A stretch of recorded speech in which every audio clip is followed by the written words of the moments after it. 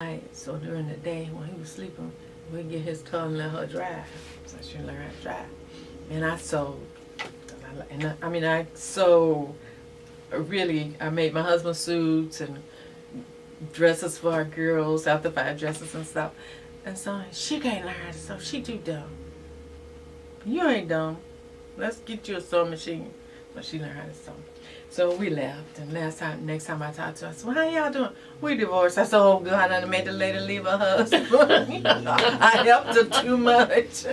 So, but my goal is to help, and I feel like being a pastor's wife put me in a position to help a lot. Because I think there are so many people in our church who are going to school now, old people. I tell my husband, they say, with her crazy self, if she could go to school and graduate, I'm sure I can do it. Because, I had a lot of balls in the air, working a full-time job, trying to keep up with kids. I always went to PTA. I went to PTA 21 years because my mama wouldn't go. Going to PTA, supporting my husband, working full-time, and going to school. That was a lot. And they saw me do that, and they didn't know I cried sometimes. I failed. In fact, I'm probably the only person who ever failed Old Testament in seminary. I failed it. I had to take it over again.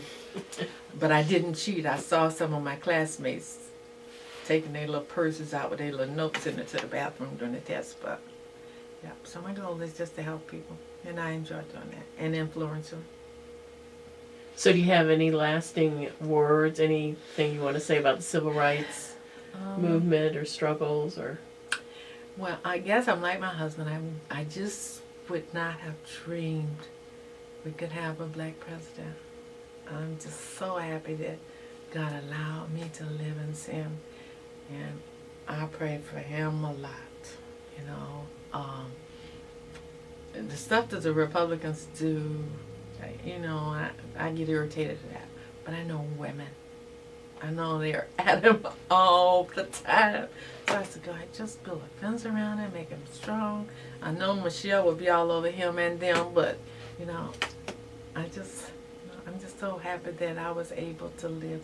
And I think he's going to have a legacy of doing things, with this medical thing that Hillary had already worked on, and so, yeah.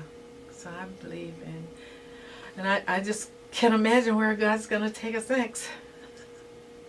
Well, Reverend Dr. Smith, it has been an honor to sit here and listen to you tell us about your life struggles, your accomplishments, which are just incredible, and the things that you had to go through in a time when African Americans weren't treated as equal citizens.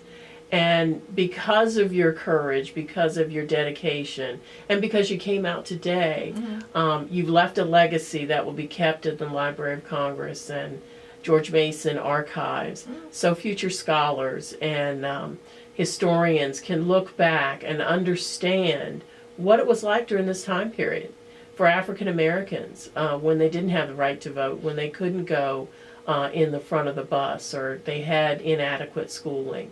So on behalf of the Honorable Congressman Gerald Connolly, and George Mason University, the Library of Congress, also the libraries at Prince William County and Fairfax County, George Mason's archives, I want to personally thank you on behalf of them for being part of this project.